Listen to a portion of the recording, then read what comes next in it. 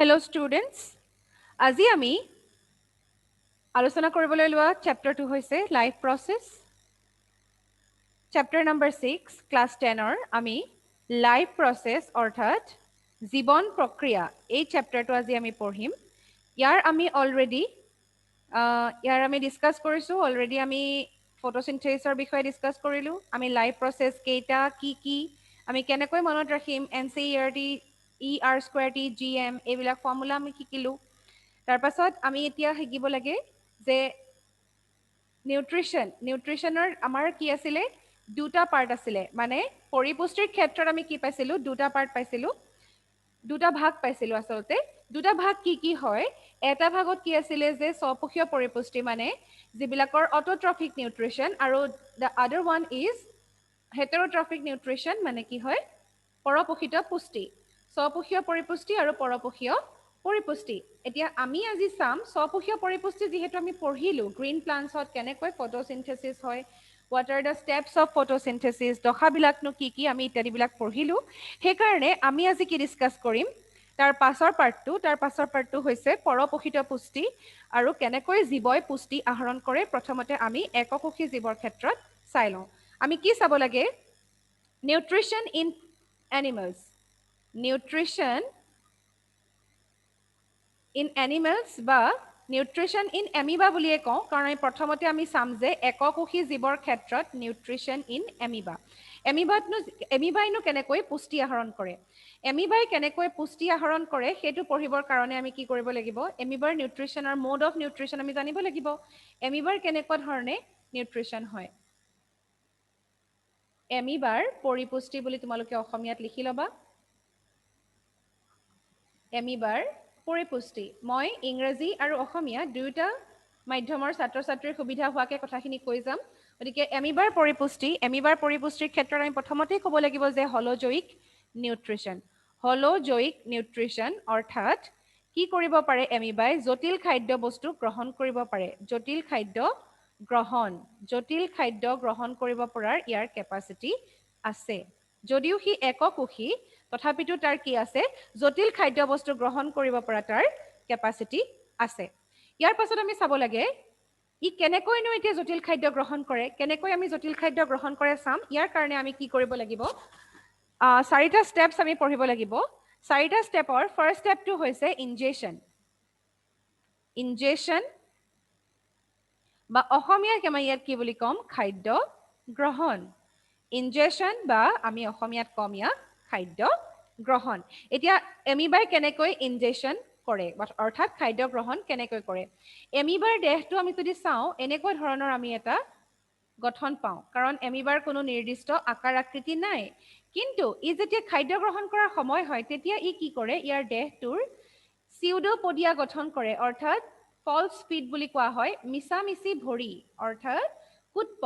কুটপদ বুলি আমি ক'ব পাৰো। ই গঠন কৰে যাতে ই খাদ্য বস্তু এনেকৈ ইয়াৰ ভিতৰলৈ সোমোৱাই দিব পাৰে। যেনেকৈ তোমালোকে ক্ৰিকেটৰ বল কেটচ কৰা তোমালোকে দেখিছা, এনেকৈ বলটো আমি ধৰা হয়। গতিকে এই ধৰণে যে বলটো ধৰে ঠিক তেনেকৈ এমিবায়ো কি কৰে, ক্ৰিকেটৰ বলটো লোৱা নিচিনাকৈ সিহঁতে খাদ্য বস্তুখিনি গ্ৰহণ কৰিবলৈ চায়, আৰু তাক আমি কি বুলি কওঁ, ফলছ ফিট বুলি কওঁ বা চিউডোপডিয়া।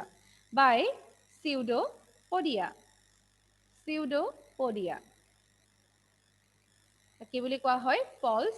ফিট বুলি কোৱা হয়। তোমালোকে অসমীয়াত এতিয়া কি বুলি লিখিবা, তোমালোকে মোৰ লগে লগে লিখি যাবা, দেহৰ কোষাবৰণৰ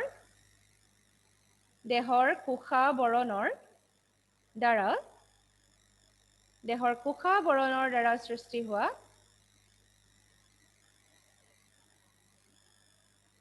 কুটপদৰ সহায়ত। আৰু সেই কুটপদবিলাক কেনেকুৱা, আঙুলি সদৃশ কুটপদৰ সহায়ত।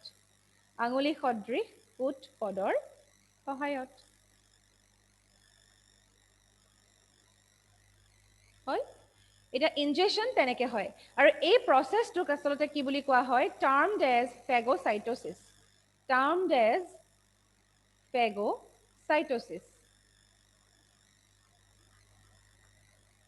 অসমীয়াত মই এতিয়ালৈকে কোনো ধৰণৰ নাম তাৰ বিচাৰি পোৱা নাই, কিন্তু আমি এটা কথা ক'ব পাৰোঁ যে খাদ্যৰ ঋতিকা সৃষ্টি কৰে ই কি সৃষ্টি কৰে ফুড ভেকুৱল ই এটা ফৰ্ম কৰে ইয়াক আমি কি বুলি কওঁ খাদ্য ঋতিকাৰ সৃষ্টি বুলি কওঁ খাদ্য ঋতিকা সৃষ্টি খাদ্য ঋতিকাক ইংৰাজীত ফুড ভেকুৱল বুলি কোৱা হয় আৰু এই গোটেই প্ৰচেছটোক আমি কি বুলি কওঁ ফেগোচাইটোছিছ ইয়াৰ পাছত আহিলে যেহেতু খাদ্য গ্ৰহণ কৰিলে গতিকে খাদ্যৰ কি হ'ব লাগিব ডাইজেশ্যন হ'ব লাগিব ডাইজেশ্যনক আমি অসমীয়াত কি বুলি ক'ম পাচন বুলি ক'ম এই গ্লিচটো তোমালোকে ইগনোৰ কৰিবা দেই ইয়াতে এটা আঁচডাল আহি যায় যে তোমালোকে অনুগ্ৰহ কৰি ইগনোৰ কৰিবা ডাইজেশ্যন মানে আমি কি বুলি ক'ব পাৰোঁ পাচন গতিকে পাচনৰ ক্ষেত্ৰত কি হয় এতিয়া পাচনৰ ক্ষেত্ৰত কি হয় enzymes release by lysosome in food vacuole কাৰণ এতিয়া খাদ্য বস্তু ক'ত আছে ফুড ভেকুৱলত আছে আমাৰ যিখিনি খাদ্য যিখিনি ফুড পাৰ্টিকল সেইখিনি ক'ত আছে সেই ভেকুৱলটোত আছে এতিয়া কি হ'ব লাইসোজোমৰ পৰা কিছুমান এনজাইম নিঃসৰিত হয় এনজাইম ৰিলিজ বাই এনজাইমছ ৰিলিজড বাই লাইসোজোম ক'ৰ পৰা ৰিলিজ হয় লাইসোজোমৰ পৰা ৰিলিজ হয় ক'ত ৰিলিজ হয় ইন ফুড ভেকুৱল ওকে অসমীয়াত কি বুলি ক'বা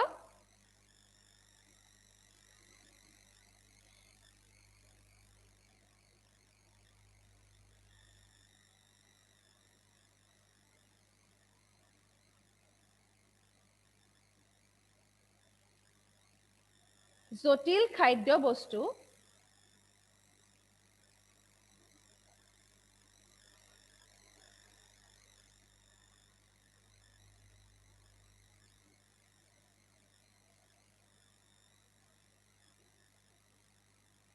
জটিল খাদ্য বস্তু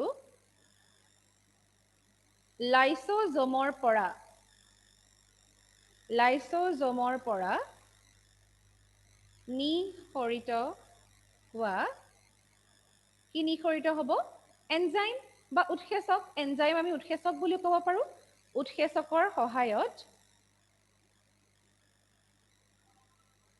কি কৰিব জটিল খাদ্য বস্তু সৰলীকৰণ কৰা যিটো প্ৰক্ৰিয়া তাকে আমি পাচন বুলি কওঁ গতিকে উৎসেচকৰ সহায়ত সৰল অৱস্থালৈ পৰিৱৰ্তন বুলি লিখিব পাৰা সৰল অৱস্থালৈ পৰিৱৰ্তন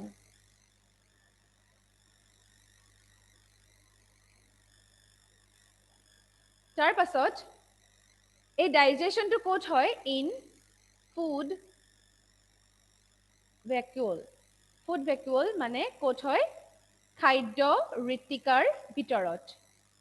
তোমালোকে এই পইণ্টবিলাক লিখি যাবা মই পইণ্ট নিচিনাকৈ দেখাই দিছোঁ তোমালোকক যেতিয়া প্ৰশ্ন সুধিব যে এমিবাৰ পৰিপুষ্টি সম্পৰ্কে লিখা যদি 2 মাৰ্কছৰ কাৰণে এটা কুৱেশ্যন আহিছে বা 4 মাৰ্কৰ কাৰণে আহিছে তোমালোকে তেতিয়া এই পইণ্টখিনি পেৰাগ্ৰাফ ৱাইজ তোমালোকে সোমোৱাই দিব পাৰিবা প্ৰথম লিখিলা তোমালোকে খাদ্য গ্ৰহণ তাৰপাছত পাচন তাৰপাছত যিখিনি আহিব তেনেকৈ লিখি যাব পাৰিবা ঠিক তেনেকৈ তোমালোকে ইংলিছতো ইনজেকশ্যন ডাইজেশ্যন এনেকৈ ষ্টেপ ৱাইজ লিখি যাবা আৰু প্ৰতিটো ষ্টেপৰ ভিতৰতে তোমালোকে এই পইণ্টখিনি সোমোৱাই দিবা তেতিয়া তোমালোকৰ এটা খুব সুন্দৰ উত্তৰ হৈ আহিব খাদ্য ঋতিকাৰ ভিতৰত আৰু এই প্ৰচেছটোক আচলতে কি বুলি কোৱা হয় ইন্ট্ৰাচেলুলাৰ ডাইজেশ্যন এই প্ৰচেছটোক কি বুলি কয় ইন্ট্ৰাচেলুলাৰ ডাইজেশ্যন ইন্ট্ৰাচেলুলাৰ ডাইজেশ্যন কিয় কোৱা হয় আচলতে ইন্ট্ৰাচেলুলাৰ ডাইজেশ্যন মানে অন্তঃকোষীয় পাচন কাৰণ কোষ এটাৰ ভিতৰতে এই গোটেই কাৰ্যটো সম্পন্ন হয় মাত্ৰ এটা কোষৰ ভিতৰতে সেইকাৰণে ইয়াক কি বুলি কয় অন্তঃকোষীয় পাচন বা ইন্ট্ৰাচেলুলাৰ ডাইজেশ্যন ডাইজেশ্যনৰ পাছত আহিলে এবজৰ্পশ্যন ইয়াৰ পাছত আমি কি পঢ়িব লাগিব এবজৰ্পশ্যন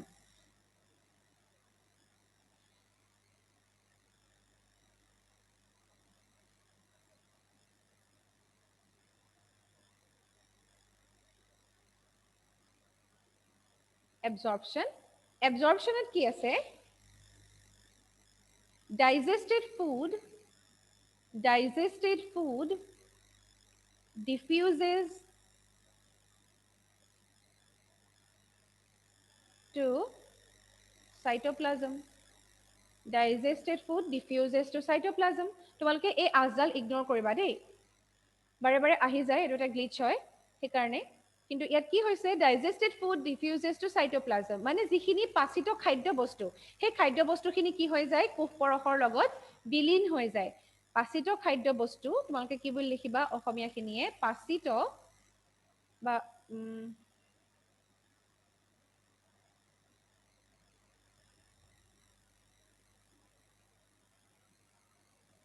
খাদ্য কোষ পৰশত বিলীন পাচিত খাদ্য কি হৈ যায় কোষ পৰশত বিলীন হৈ যায় গতিকে এইদৰে কি হয় এবজৰ্পশ্যন হয় ইয়াৰ পাছত আহিলে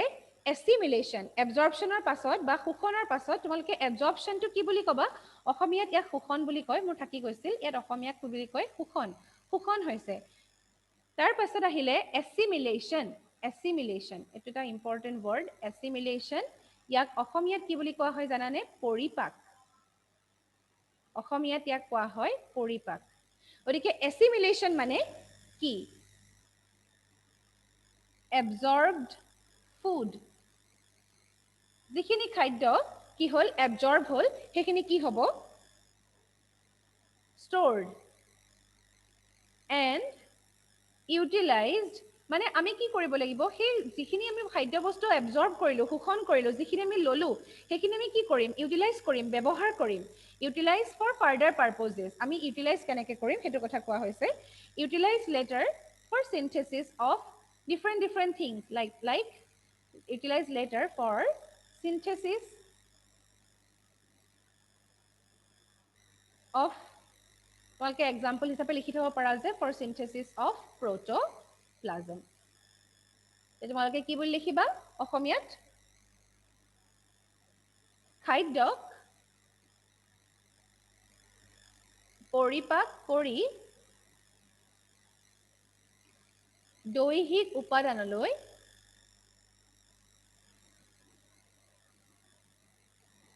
দৈহিক উপাদানলৈ পৰিৱৰ্তন হয় তাৰ পাছত কি লিখিবা ইয়াক আমি কি বুলি কম কি সৃষ্টি হোৱা বুলি কৈছিলো প্ৰটোপ্লাজমৰ সৃষ্টি এইটো এটা দৈহিক উপাদান প্ৰটোপ্লাজমৰ সৃষ্টি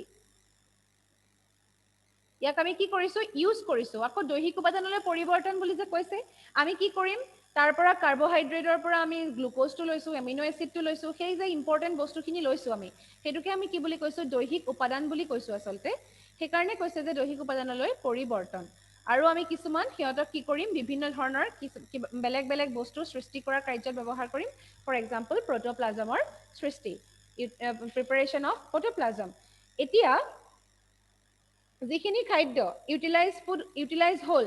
ইউজ হল কিন্তু ঠিকে আছে কিন্তু যিখিনি আনইউটিলাইজ ফুড থাকে আনইউটিলাইজড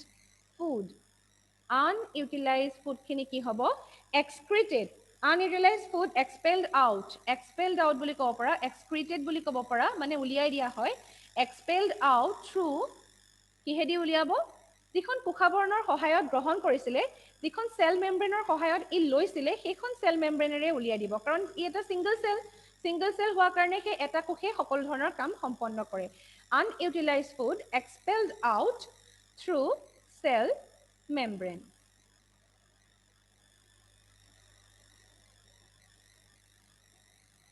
কি বুলি লিখিবা অপাচিত খাদ্য কোষাবৰণৰ সহায়ত বহীকৰণ অপাচিত খাদ্য কোষাবৰণৰ সহায়ত বহীকৰণ আৰু এইখিনিলৈকে তোমালোকে লিখিলে কি হৈ গ'ল যেটো এমিবাৰ পৰিপুষ্টি বা নিউট্ৰিশন ইন এমিবা এটো কমপ্লিট হ'ব আৰু আমি কি পঢ়িছো এতিয়া ফাৰ্স্ট অফ অল আমি কি চালো যে এমিবাৰ ক্ষেত্ৰত আমি কি গম পালো ইনজেকশন মানে খাদ্য গ্ৰহণ কৰিব তাৰ পাছত কি হল ইনজেকশন কেনেকৈ হল ফেগোসাইটোসিস প্ৰসেস দি আৰু ফেগোসাইটোসিস মানে কি এটা খাদ্য ঋতিকা সৃষ্টি কৰিব কিহৰ সহায়ত এনেকুৱা ধৰণৰ এটা শেপৰ সহায়ত যেটো আমি কি বুলি কওঁ সিউডোপডিয়াৰ সহায়ত ই কি সৃষ্টি কৰে ফলছ ফিড বা মিছামিছি এটা আঙুলি সদৃশ ফুটপদৰ সৃষ্টি কৰে যাৰ সহায়ত খাদ্য গ্ৰহণ কৰে খাদ্য গ্ৰহণ কৰাৰ পাছত কি হ'ব খাদ্যৰ পাচন হ'ব অৰ্থাৎ খাদ্যখিনি ডাইজেষ্ট হ'ব ডাইজেষ্ট কেনেকৈ হয় লাইসোজোমৰ পৰা কিছুমান এনজাইম ওলাই যিবিলাকে কি কৰে উৎসেচক বিলাকে খাদ্যৰ কমপ্লেক্স ফুড পাৰ্টিকুলক কি কৰিব সিম্পলাৰ পাৰ্টিকুললৈ সলনি কৰি দিব মানে জটিল খাদ্য বস্তুক সৰলীকৰণ কৰিব আৰু এই গোটেই প্ৰচেছটো ক'ত হয় খাদ্য ঋতিকাৰ ভিতৰত এতিয়া যে খাদ্য ঋতিকাৰ ভিতৰত হৈছে সেইকাৰণে ইয়াক কি বুলি কোৱা হয় অন্তঃকোষীয় পাচন মানে এটা কোষৰ ভিতৰতে গোটেই কাৰ্যটো সম্পন্ন হোৱা কাৰণে ইয়াক কি বুলি কোৱা হয় অন্তঃকোষীয় পাচন বা ইন্ট্ৰাসেলুলাৰ ডাইজেশ্যন তাৰ পাছত কি হ'ব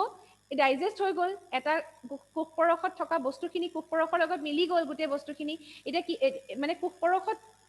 এতিয়া কি হ'ল খাদ্য বস্তুখিনি ডাইজেষ্ট হ'ল মানে সৰলীকৰণ হৈ গ'ল এই গোটেই বস্তুখিনি কি হ'ব লাগিব কোষ পৰসত মিলিব লাগিব আৰু সেইটো কেনেকৈ হয় শোষণৰ সহায়ত হয় বা এবজৰ্পশ্যন মানে গোটেই কোষ পৰসটোৱে কি কৰি পেলাব ইয়াক এবজৰ্ব কৰি পেলাব চাইটোপ্লাজমে কি কৰি পেলাব তাক ডাইজেষ্টেড ফুডখিনি ডিফিউজ কৰি পেলাব পাচিত খাদ্য কোষ পৰসত বিলীন তাৰপাছত আহিলে এছিমিলেশ্যন অকলটো মিলি গ'লেই নহ'ব তাক আমি কামতো লগাব লাগিব কামত আমি কেনেকৈ লগাম তাক ষ্ট'ৰ কৰি ৰাখিম আৰু যেতিয়াই দৰকাৰ হয় আমি তেতিয়াই তাক কামত লগাম অৰ্থাৎ প্ৰটোপ্লাজমৰ সৃষ্টি কৰিবৰ কাৰণে বা দৈহিক উপাদানলৈ পৰিৱৰ্তন কৰিবৰ কাৰণে এনেকুৱা কিছুমান কামত ইয়াক ইউজ কৰা হয় এতিয়া যিখিনি দৰকাৰী খাদ্যবস্তু আছে আমি ইউজ কৰিলোঁ কিন্তু যিখিনি অদৰকাৰী খাদ্যবস্তু থাকি গ'ল সেইখিনি আমি কি কৰিব লাগিব উলিয়াই দিব লাগিব এক্সপেল কৰিব লাগিব আমি কেনেকৈ এক্সপেল কৰিম expelled out through cell membrane বা অপাচিত খাদ্যবস্তুখিনি কেনেকৈ বহীকৰণ কৰা হয় কোষাবৰণৰ সহায়ত ইয়াৰ পাছত আমি